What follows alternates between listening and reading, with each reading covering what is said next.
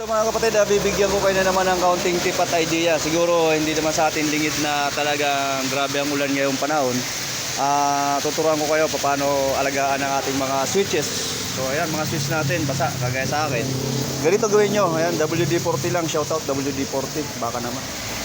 So bugan lang natin sila. Ayan. Agapan nyo na mga kapatid.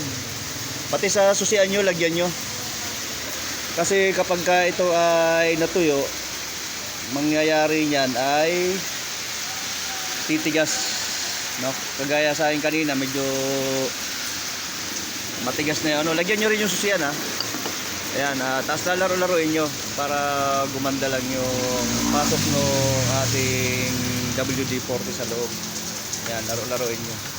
Kasi kapag nangyari diyan na hindi niyo nilagyan ng WD-40 ay ang mangyayari, stack up, kakalawakin yung loob.